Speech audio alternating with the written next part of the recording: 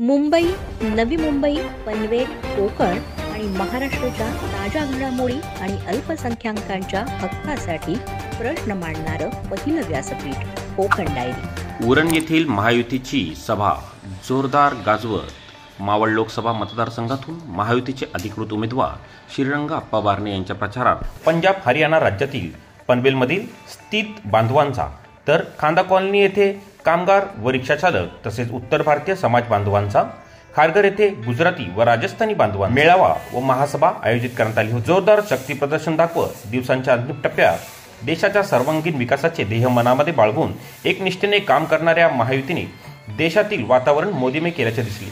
कामोठे येथे मावळ लोकसभा मतदारसंघाचे महायुतीचे उमेदवार श्रीरंग अप्पा बारणे यांच्या प्रचार सभा मोठ्या जोशात झाली। या सभेला उपस्थित राहून मोदीजींचे हात बळकट करण्यासाठी महायुतीच्या उमेदवारांना विजयी करण्याचे आवाहन श्रीरंग अप्पा बारणे यांनी उपस्थितांना केले।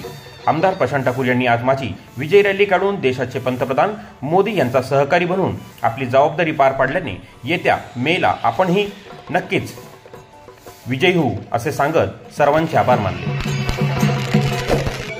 सूत्र मिळाल्यापासून ज्यांनी आपल्या आयुष्याचा एक एक क्षण या देशासाठी दिला आणि देशामधला कुठलाही वर्ग असू द्या, कुठलाही राज्य, कुठलाही वर्ग, त्या प्रत्येक वर्गाला आज मोदीजी माझ्यासाठी काम करतायत हा अभिमान त्याला वाटतो। यातच मोदीजींच्या सगळ्या कामाचं क्रेडिट आहे आणि म्हणूनच या कामाच्या माध्यमातून मोदीजींनी सबका साथ सबका विकास हे सूत्र त्यांनी या ठिकाणी सातत्याने बाळगले। इथं चाललेली आहे आणि ही प्रगती दिवसेंदिवस अशीच चालू राहावं या अनुषंगाने आपण सर्वांना येणाऱ्या कालखंडामध्ये माननीय मोदी साहेबांचे हात बळकट करण्यासाठी, माननीय आपले आमदार प्रशांत ठाकूर यांचे हात बळकट करण्यासाठी, देश पातळीवरती एकनाथ शिंदे साहेबांनी एवढं मोठं पाऊल उचललं आहे त्यांचा हात बळकट करण्यासाठी माननीय अजित पवार साहेब असेल त्यांनीही याला आपल्या राज्यामध्ये आपल्या सरकारमध्ये समर्थन देत असताना त्यातही मोठं पाऊल उचललं।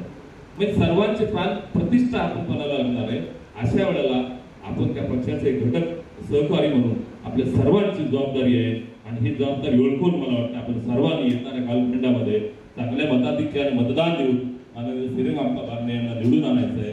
अप्पांची दिशाने आहे धनुष्यबाण। सांगायचं तात्पर्य आहे की माननीय आमदार अहोरात्र फिरताय, आमदार साहेब आपण महायुतीचे सर्व घटक आहोत। आमदार साहेबांची निशाणी कमळ आहे। काही लोकांची आपण सर्व ठीक आहे, काही लोकांना सांगावं लागतंय की आमदार फिरतायचा निशाणी धनुष्यबाण का, अशा ठिकाणी काही कन्फ्युजन असतील ते आपण सर्वांना सांगून आमदार हे महायुतीचे आहेत आणि निशाणी आपली श्रीरंग अप्पा चंदू बारणे यांची निशाणी धनुष्यबाण आहे। सर्वांना सांगून येणाऱ्या 13 तारखेला आपण थोडीशी मेहनत घेऊन, उन्हाळ्याचे दिवस आहेत पण एखाद्या देशाचा घटक आपल्या देशाचा दहशत माजवण्यासाठी स्वतःला संपूर्ण घेत असेल आणि आपण उन्हाळा म्हणून घरात जात असेल तर आपण या राज्याचा देशाचा आपण एक समर्थक घटक म्हणण्यात काही अर्थ नाहीये। हा विचार करून येणाऱ्या कालखंडामध्ये आपण 13 तारखेला चांगल्या प्रकारचं मतदान काढून माननीय श्रीरंग अप्पा बारणे यांना निवडून आणायचंय आणि माननीय मोदी साहेब यांचे हात बळकट करून आपल्याची देशाची मान उंचावण्याचा आपल्या माणसावर येते त्याला मदत करण्याचं काम राज्य सरकार आणि केंद्र सरकार सातत्याने करतोय। मी या परिसरामध्ये गेले 10 वर्ष काम करत असताना आपण पाहिलं असेल प्रशांतजी ठाकूर, लोकनेते रामशेठजी ठाकूर, या परिसरातले सगळे भारतीय जनता पक्षाचे नेते, शिवसेनेचे नेते, माझे सगळे सहकारी सातत्यानं जनमानसामध्ये एक चांगलं काम घेऊन जातात। शेवट एक सर्वसामान्य माणसाला दिलासा देण्याचं काम, या भागामध्ये नागरिकांना सुविधा देण्याचं काम, रस्ते असतील, लाईट असतील, महापालिकेच्या माध्यमातून सुविधा देण्याचं काम असेल, हे काम करण्याबरोबरच राज्य सरकारचा मोठा निधी, केंद्र सरकारचा मोठा निधी या शहरासाठी आणण्याचं काम केलं। 2 संस्था या नगरीमध्ये काम करतात, शिडको सारखी एक मोठी संस्था, त्याचबरोबर पनवेल महापालिका। या पनवेल महापालिकेच्या, पनवेल विधानसभेच्या एकंदर मतदानाची जर संख्या आपण पाहिली की जवळपास 5.6 लाख मतदार या संपूर्ण मतदारसंघामध्ये होतात। हा पनवेलचा काही भाग उरणला जोडलेला आहे आणि ती सगळी जर संख्या जर पाहिली तर 6.6 लाख मतदार एकट्या पनवेलमध्ये, आणि हे नागरीकरण मोठं होते. राज्यभरातून देशभरातून अनेक नागरिक या नगरीमध्ये आलेत. त्या नागरिकांची काळजी घेण्याचं काम देखील आमदार म्हणून प्रशांतजी ठाकूर सातत्यानं करतात. तुमचा लोकप्रतिनिधी म्हणून या परिसरामध्ये काम करत असताना उद्याच्या कालावधीमध्ये देशाचे पंतप्रधान सन्माननीय नरेंद्र मोदी पुन्हा एकदा पंतप्रधान होणार आहे. ते पंतप्रधान होत असताना येत्या 13 मेला मतदान आहे. 13 मेला माझी निशाणी आहे धनुष्यबाण.